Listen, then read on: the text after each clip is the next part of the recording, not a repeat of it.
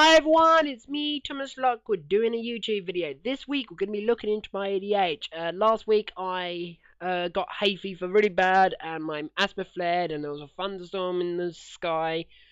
And that finish was actually done from another video was going to do, but it failed. So I did put it on that one and said, yeah, I'll explain why this week. And well, I am back to normal. My hay fever is still playing up, but my asthma is fine.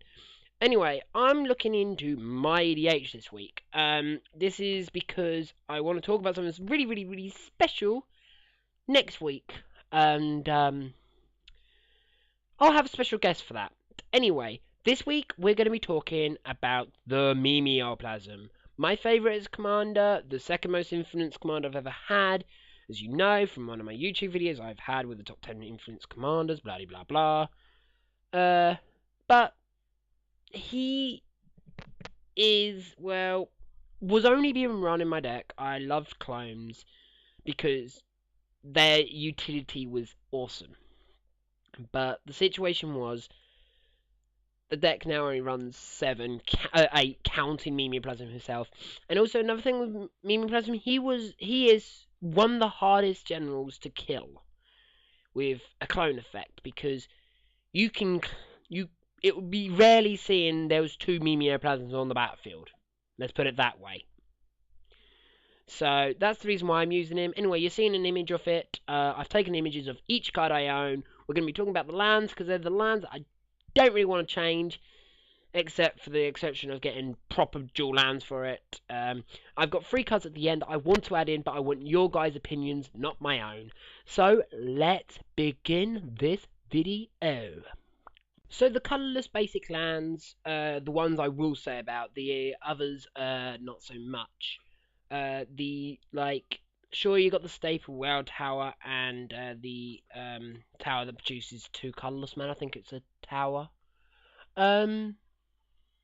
But you've got Thespian Stage, which sort of, in a sense, makes sense if you see the next page, which you will see there is a Cave of Coffers. That's pretty good to copy. And it's also a copy land because I don't have a receiver, so... then you see Grim Backwards, which I have in foil, which never rarely see, so it's really just a card that's in there at the moment. A Novin Javin. It's same situation with the other land. And a Zorik Cavern, which is the Morph land, which, because this deck has so many random things, it's quite hard to ramp, and literally only run 2 ramp cards, 2 other ramp cards that you will see soon. Well, we'll go to the basic lands next. Well, the ones that produce 1 basic colour. As you can see, there is Cable Coffers. I've counted it as in black, but it could be anything. Anyway, we should get onto the dual lands, which are just plain. You'll see them. Yes, you'll see non-English cards in this video because I have non-English cards. Yeah. And then we'll be looking into my clone department. Now, Mimeoplasm isn't in this because I forgot to take a picture with him in. But we're not going to talk about these cards this week. We're going to be talking about them next week. That is what we're going to be talking about. We're talking about the big thing that's going to impact in M14. I thought do it closer to also doing it to M14. The only exception is that one of these clones might be considered cutting, which is Unstable Shapeshifter with the new Rulers of Legend rule, but we'll talk about that next week, hopefully with a special guest. Artifacts, 3 of these sort of locked artifacts in most 2 to 3 color decks, and 4 color decks and 5 color decks, but 1 color decks might not run 1 of the 2 cards. There's a Soul Ring there. There is a Darksteel Ingot and a Sensei's Divine Top. I thought to get them over and out the way. Now we're going to start looking into the creature aspect of this deck. So I'm going to go through this as quick as I can. First creature is Internal Witness. We see this card mostly in green decks because it's a recurse spell on a 2/1 body. Nice, spicy, slow it with Writer Repli, which I do every single time I can. and people start to moan. Next card we'll be looking into is Fauna Shaman. Fauna Shaman is one of them cards where you just... Okay, I will admit I don't have Survival of the Fittest, which means I don't afford a Fauna Shaman. So imagine this is my Survival of the Fittest. But yeah, same situation. I want creatures in my graveyard for Meme Plasm. He needs them. Shield Red, a Reanimator, and ways to put creatures into my opponent's graveyard. I can't ask more from a 7-mana body. Migravos, Mine Drinker.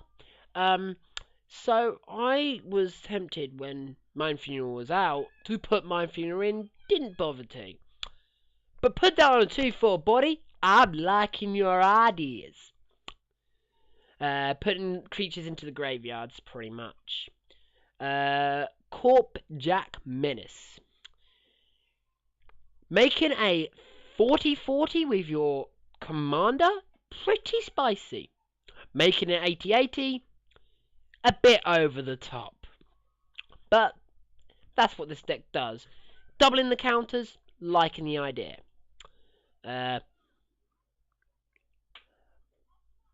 Prime Speaker Zanga. Now, she is one of them cards where she snuck into my heart for me to add her. And I haven't regretted since. She is a 1/1 for 6 mana, which is quite hilarious in this deck. When you think about it, most of my creatures are actually, like 6-7 of them are 0/0s. Or 0/1s. So they're actually quite weak, but get really strong. This one, whenever it enters the battlefield, enters with X +1/+1 counters, where X is the biggest creature on the battlefield other than itself, meaning in this deck I've worst had a 2/1 Internal Witness on the battlefield, so I'm putting 2 +1/+1 counters and drawing 3 cards, because that's the second ability. But one time I have done a sacrifice to her to draw twice as many cards, gain that many life, and have a 2/1 on the battlefield. I like this idea. Gingitaxius. Foil, by the way. Well, Gingitaxius is one of them cards where 10 mana is worth it to me. Just putting cards into my graveyard, because I probably don't have a maximum. I most probably have a maximum hand size, other than when World Tower's on the battlefield, which I don't care. Oh no, I've drawn 7 new cards. I'm gonna dump these 7 new creatures into my graveyard. Sweet. Oh, you're discarding your hand? Sweeter. And what? Guess what? You won't know it's coming with Flash. Glisser. Glisser the Traitor, which the image came out bad. Sorry. But, Glisser the Traitor. But she doesn't have a third ability. She just has 2. First Strike and Death Touch. That's all. I don't see the second one other than maybe if I have Oblivion Stone in my deck. Oh, technically I do. Oblivion Stone on the battlefield with Glisser. Then I don't know why I haven't won already. Next card, Grave Titan. 6/6 for 6, nice. 6/6 Death Toucher for 6, nice. 6/6 that make 2/2s. That can happen every time I attack or enters battlefield, and the 6/6 still haven't having Death Touch. And it's also a 6 power dude, 6 converted mana cost dude. I see nothing wrong. Nothing wrong at all. Oh my god. Technically, if you want to state it, it is my biggest creature in this deck with nothing in the graveyard. I have to exactly say that. Inkwell Leviathan. Woo! It's an artifact creature. It is one of 2 in the deck, I think. I think there might be one other, and I'm not even 100% sure. It is a 7/11.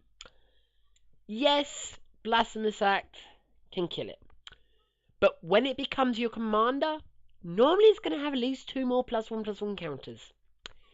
Meaning Blasphemous Act just kills it then, but then you can just imagine it getting a little bit bigger from other effects, and then it will be out of the reach of Blasphemous Act. Having it have an Island Walk? Even better, when most formats love islands, right? Trample. You don't have iron. You don't have islands. Well, I'm still gonna hit you because all you can block with is a 1 power toughness dude, and it's 21 power. Ding! And shroud. Okay, what do I target my creatures with? Oh no, nothing. Master Biomancer. A card I love because it's so hilarious with morphs. Morph creatures pretty much state that they have no creature types and they're vanilla 2/2s. I'm sorry about my sister in the background if you can hear her. But this allows them to become mutants, which is so lovely because morphs just have that planness that they're morphs and they're not typeless. But having mutant morphs are better. And they're also 4/4s. But when you flip it face up, they're not mutants anymore. Just to note this. So, it's a very good idea.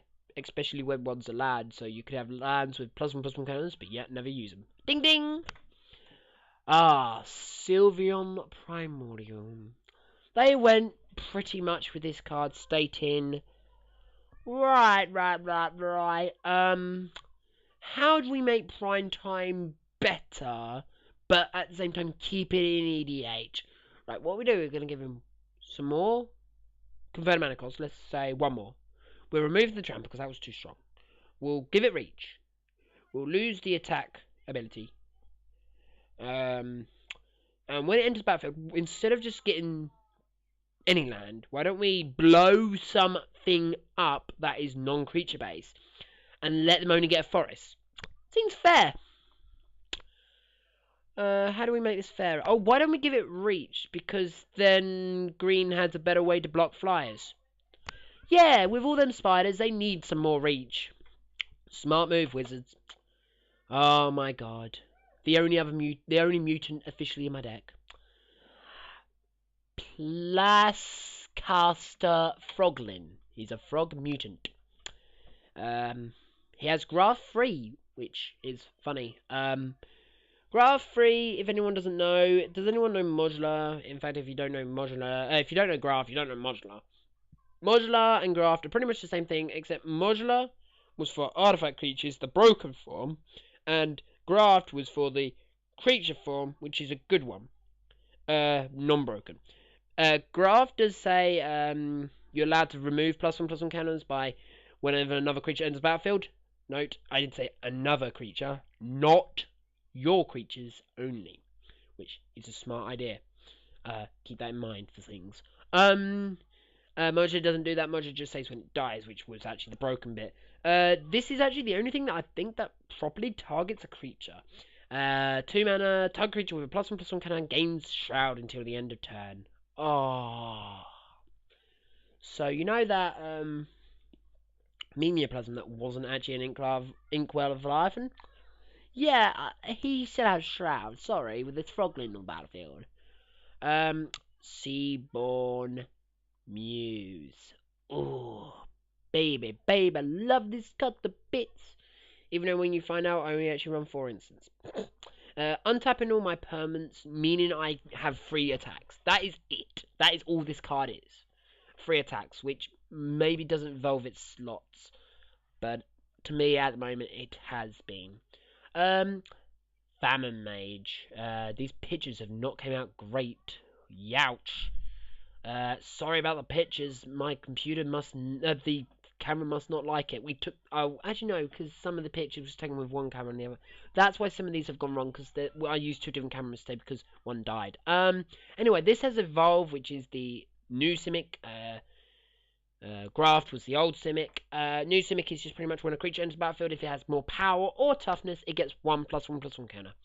If it's both, it still only gets 1/+1/+1 counter. This one is the only one I run because this one says whenever a +1/+1 counter is placed on it, I may draw a card. Now this actually works with Mimeoplasm because the counters are still placed onto it. Makes sense. So yeah, my Mimeoplasm can draw me cards with this card, so I don't mind. Lord of Extinction. One of my favouriteest creatures to go with Mimeoplasm. Now, people might not notice this, but I did. Stars means the creature has that power and toughness all the time with its ability. Unless something states it doesn't have any ability no more, then it just goes to a 0/0. But when it's in the graveyard, its Star is still triggered, meaning Mimeoplasm gets a big in boost from this. That's about it. But with the next card, it's the same situation, just in blue-black instead of green-black. Consumer Evolution has the same effect where it counts only opponents' graveyards this time. But this time, it doesn't really matter because it comes with a second ability if it ever lands on the battlefield, not like Lord of Extinction. Whenever you cast a spell, each player mills until they see a land. Yeah. On average, you might mill 3 lands. On average, you might mill 3 cards before you see a land. So that's going to slowly and surely count up to make a big win con. Next one is Sophla Primordial. This is the black Primordial, which is the best one out of them all, even though the green one is the best one in this deck. It's 7 mana, 5/4 Intimidate, which lets you reanimate a creature from an opponent's graveyard. I am in heaven. I've just milled you all these creatures. Now I'm going to have one. And I don't have to exile it. Ding, ding, ding, ding. Sorry, there's the hayfield flaring up. Anyway, next card. Disciple of Bolas.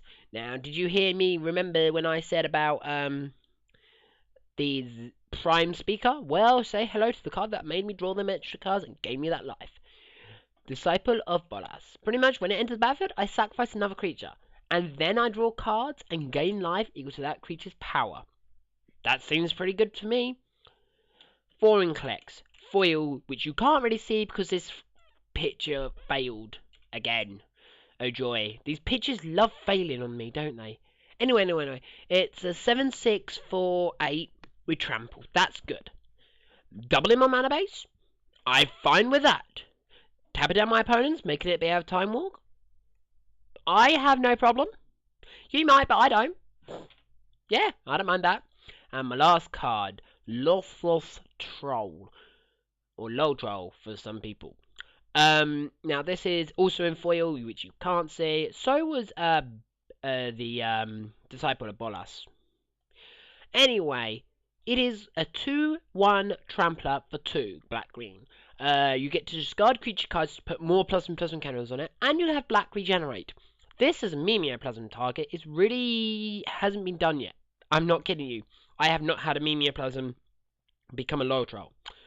And it's not because it's not good, just because it's never happened. Yeah, I know, right? I have a 100-card deck, and I haven't seen one card for Mimeoplasm be used with. Dang it! Next one I'm making is Artifacts, and there's only one, Oblivion Stone. Like I said in the past, in this, that I only run 5 artifacts, apparently. I didn't even run an artifact creature. But the situation is, this deck has never needed artifacts, and I used the Froglin to do Shroud. Never needed the haste because I'm that much of a weird deck. So yeah, artifacts and equipments are not really known in this deck other than 4 and Inkwell Life. Not Life. That artifact dude, I don't care.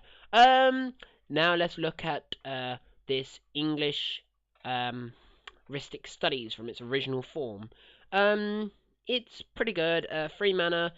It's a good common card as well. Whenever an opponent casts a spell, if they don't pay 1, you get to draw a card. I like that idea. Phyrexian Arena, draw more cards, pay a life. It's EDH. You're on 40. Think of it. My French ley line of anticipation. Pretty much gives all my non-land cards flash and enters the battlefield on the thing at the same time. If it's my open hand. The only ley line I run, and I only run it because it makes C-Bomb use a little bit better. And also, it's really good to sneak in them cards when you really don't need them. Death Bridge Chant. Dun dun dun. This rubbish mythic is brilliant for this Mimeoplasm deck. It mills me 10. Yes! It puts cards into my hand. Yes! And once in a blue moon, it will get a creature into the battlefield. Oh my god! How much money? Less than $2. But 6 mana is good enough for me. Abundance. Oh boy, oh boy. Okay, so this deck likes to filter through its deck and try to get all the good cards and win. But the problem is, half the cards in the deck, well, less 40% of the cards in the deck are lands. Well, 40 out of 100, technically. It can't be 40% of the deck, because Meme Plasma has to be 1%. 40% of the deck is lands and artifacts accelerates. And no, 2 artifacts accelerates. So drawing all them non-land cards is quite hard. That's when abundance comes in. So quite nice. Grave Betrayal in foil. Now I have heard that I should be running it with another card, which is like green and 5 lets me put plasma cannons on things when it dies. Doesn't work with this deck. Most of the decks in this creature is base 0, so it's useless. But Grave Betrayal is good because I raff the board with my sorceries and my instants, sort of, and I just get rid of the board quick enough as I can, and I get them all back. Ding ding ding. And Underworld Connections. So we remember Phyrexia Arena. Let's say bye bye to one of my lands. Oh no, I've got 40 in the deck. I've lost one. Oh, Deedums, that's a shame. I don't care. Let's carry on. Next one's our instance, and Crypt Command is going to be my first one. Yes, I am running triple blue in a 3-colored deck. It's EDH. I don't give a monkeys to mana costs. This card is really good. It can be a counterspell. It can be a count trip. It can even be a fog or even a unblockable situation. And the worst bit was, you could even return something that you don't want on the battlefield anymore. That's fair enough. I don't mind. And my only other counterspell in this is Spell Crumple. The only reason why I run Spell Crumple instead of Hinder is because I can continuously cast Spell Crumple, like with other cards that let me draw cards and with Abundance. So if I have lands left in my deck, I can just keep drawing Spell Crumple off the bottom of my library. That's pretty good. And my final instant in the deck, not final instant, there is still 2 more instants. Psychonic Rift, which is an E-whack for non-land permanents that I don't own. I don't mind this. For 7 mana. At least it's 1 blue. I do like that. And then Moonlight Bargaining. Oh boy. A rare. A 5 mana rare that draws me 5 cards. And losing 10 life. That's a bit of a pain. But I don't want them in my hand. I want them in my graveyard. Oh look, I don't have to pay any. I win. And that's all my instants. And well, that's all my instants. And now let's look at my sorceries. Jared's Order. I've always thought of this card to be 2 mana, black and 1, to be search your library for a creature card and put it into your graveyard, and green 1 to put a creature into your hand. That makes sense, right? Predator's Cancel, yes. Double black is released in this deck. Triple blue is released in this deck. And triple green. I make good mana. Predator's Cancel. Pretty much, I'm allowed to return my whole hand to my hand and then have no maximum hand size. Oh yeah, I like that idea. Uber Evolution, which is on the tilt, but now not for you guys. Pretty much, you draw 3 cards and I get to play additional land this turn. Yeah, I don't mind this. That works, I guess. I don't mind that. I pretty much am happy with that. And Buried Alive. 3 mana. Put 3 creatures from my deck to the graveyard. I win. Because Mimiaplasm likes these things. Primal Command. The second command and the only other command because black was cut. I can let a player gain 7, keeping them in the game a little bit longer. Technically count myself. I can put a target non-creature permanent on top of their library. I can shuffle a graveyard to their deck, which I've never done, and then I get also search a creature and put it into my hand. So I don't like its that ability, but its other 3 abilities I love. Diabolic Tutor. Demonic Tutor anyone for 2 less mana? Seems fair. Let's search for that card without doing anything else. 1918 Dreams. Ooh. In addition to its cards and costs, I discard X cards. This is what I want. It's just got a benefit where I get X cards back and I banish the dreams. I don't mind. Or exile the dreams, actually. Life's Finale. A raft that lets me get 3 creatures into an opponent's graveyard. I'm liking this plan. Increase inhibition. You know I want 1 shooter. Let's have 3 instead. Yay! Decree of Pain. My wrath of choice every time. 8 mana. Destroy all creatures. They can't be regenerated. And you gain cards for each one destroyed this way. Oh yeah. I like this idea. Gales of Granite. Again, same situation. It's a raft that I can control. Same with the next one, which is Black Sun Zenith. And that's about for my instants and sorceries. The last ones I'm going for are Planeswalkers, I'm pretty sure. And the ones that are needed to be added. Temio the Moon Sage is my first Planeswalker that I'm going to show you, which is not English. Oh yeah! I'm going to tell you the abilities with Photograph Memory. +1. Tap target permanent. That permanent does not untap during the controller's next untap set. Giles Cradle and Cable Coffers. Bye bye. -2. Draw a card for each tapped creature on target player's battlefield. That's pretty good. I'm going to draw some cards. -8. I win the game. Oh, sorry. I mistranslated it. I have no maximum hand size, and whenever a card is put into my graveyard, it's returned to my hand. I may return it to my hand. Them instants and sorceries, and them enchantments, and them planeswalkers, and other things that ain't creatures, and I get them back. Yay! I'm happy. Starting on 4th, 5 mana, pretty nice. Garruk Wildspeaker, not the one that deals damage, and not the one that lets me draw cards. The original, the first, the best one out of them all. +1, untap my Cable Coffers is -1. I will have a 3/3 beast. -1 never gets used. So, yeah, that's that one. Vaska the Unseen. -3, destroy target non-land permanent. +1, make it protected for 1 turn. -3, destroy target non-land permanent. If you do anything else with this Planeswalker in this deck, you are playing it wrong. End of discussion. Next card.